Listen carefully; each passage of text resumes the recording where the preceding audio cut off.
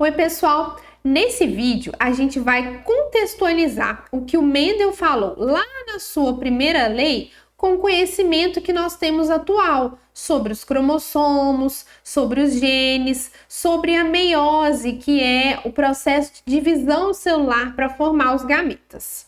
Hoje sabemos que o material genético da célula é a molécula de DNA. E que a molécula de DNA, ela está organizada na forma dos cromossomos, tá? Então, toda a informação genética das células estão dispostas nos cromossomos. Os cromossomos, eles existem aos pares nas células dos indivíduos.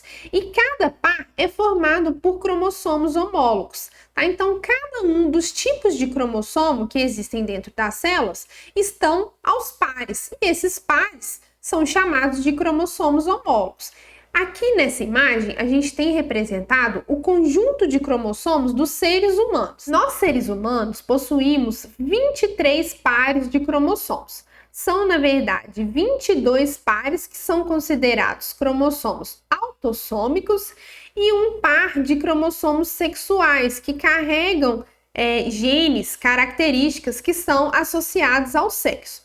As mulheres possuem 2 cópias do cromossomo X e os homens possuem um cromossomo X e um cromossomo Y, somando então o total de 46 cromossomos. E os pares dos cromossomos autossômicos são chamados cromossomos homólogos. Então temos 2 cópias do cromossomo 1, 2 do 2, 2 do 3 e assim sucessivamente. Como nós possuímos 2 cópias de cada cromossomo, nós somos considerados organismos diploides, tá? Possuímos 2 cópias de cada cromossomo. Na meiose, que é o processo de divisão celular para a formação dos gametas, os cromossomos homólogos eles vão se separar, indo um cromossomo de cada par para um gameta.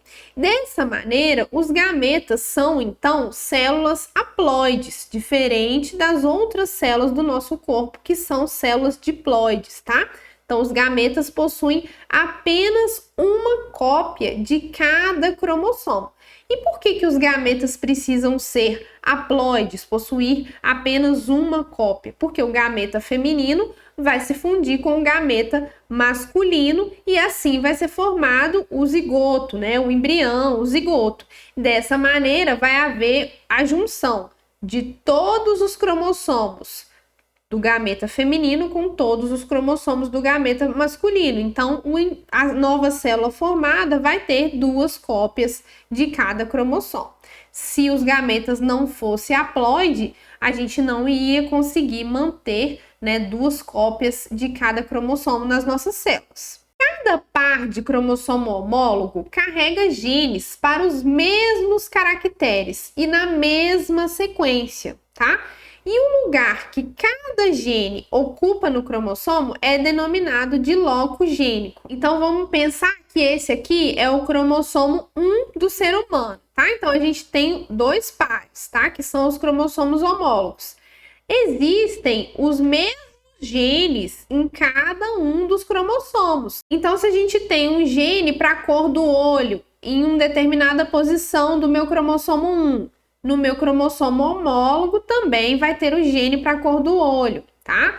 O gene para o tipo sanguíneo, ele vai estar presente nos 2 cromossomos homólogos. Cor do cabelo, presente nos 2 cromossomos homólogos. Gene que influencia o crescimento, também vai estar presente na mesma região nos 2 cromossomos homólogos. Só que cada gene pode apresentar diferentes formas ou diferentes variações que vão se manifestar no organismo, tá? Então, por exemplo, eu tenho um gene que vai codificar a cor do olho. Todo mundo tem olho? Sim. Todo mundo tem cor? Sim, só que existem diferentes cores, certo? Então, um gene que vai codificar a cor do olho verde, gene que vai codificar a cor do olho castanho, tá? Então, é o mesmo gene, cor do olho, só que existem variantes daquele gene, formas alternativas daquele gene. E o nome dessas formas alternativas são os alelos, tá? Então, cada variação,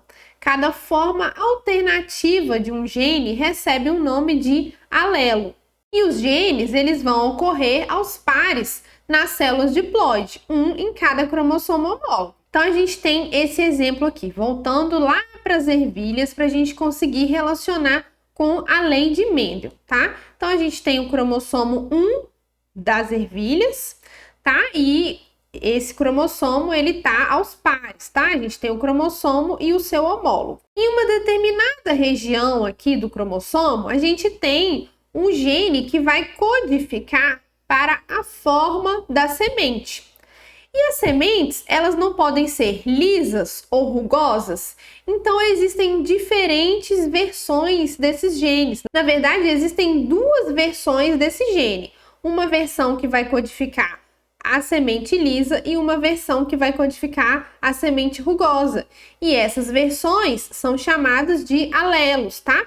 Então, olha só, aqui em um dos cromossomos, a gente tem um alelo que vai codificar a semente lisa. Esse alelo é chamado de Rzão. E aqui no outro cromossomo homólogo existe o alelo Rzinho, que vai codificar a semente o quê? Rugosa, tá? Então o gene é o mesmo, é o gene para a forma da semente, só que existe um alelo para a semente lisa e um alelo para a semente rugosa. E a gente vai representar esses alelos com as diferentes letras, tá? Alelo Rzão, que vai codificar a característica da semente lisa, e alelo Rzinho, que vai codificar a característica da semente rugosa. E esse conceito de alelo lembra vocês alguma coisa que o Mendel falou, que o Mendel propôs depois de avaliar os seus experimentos?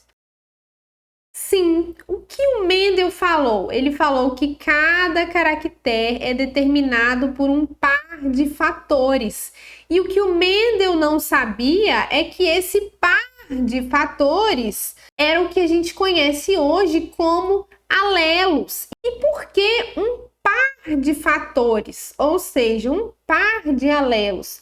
Justamente por conta de tudo isso que eu falei para vocês, que os indivíduos que são diploides possuem duas cópias dos cromossomos, que são os cromossomos homólogos, e carregam um alelo em cada um dos cromossomos. Então, com as ervilhas acontecia dessa maneira, com nós, seres humanos, acontece dessa maneira, tá? Então, Mendel, ele não sabia que existiam cromossomos homólogos e ele também não conhecia esses fatores como alelos, mas ele já trouxe essa informação lá na primeira lei de Mendel, tá? Então, quando ele disse que cada caractere é determinado por um par de fatores, ele quis dizer que cada característica é determinada por um par de alelos, tá? Dois alelos, um em cada um dos cromossomos homólogos, um vindo da mãe e um vindo do pai.